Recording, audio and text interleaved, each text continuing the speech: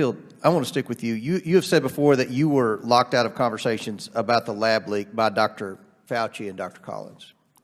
Do you think they kept you out of the conversations because you believe COVID-19 may have come from a lab?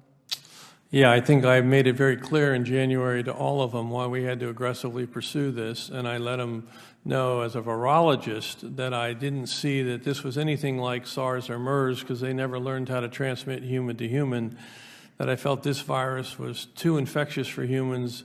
There was a lot of evidence that lab actually published in 2014 that they put the H2 receptor into humanized mice so it could infect human tissue.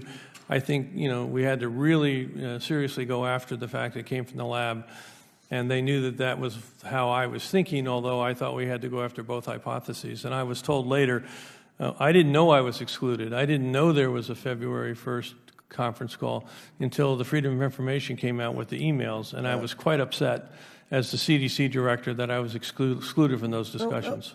Why would they do this? Because I had a different point of view, and I was told they made a decision that they would keep this confidential until they came up with a single narrative, which I will argue is antithetical to science. Science never selects a single narrative. We foster, as my colleague here just said, we foster debate. Mm-hmm. And we're confident that with debate, science will eventually get to the truth.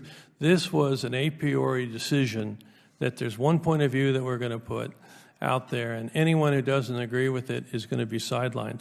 And as I say, I was only the CDC director, and I was sidelined. Well, I think Dr. Fauci and Dr. Collins got caught with their hand in the cookie jar.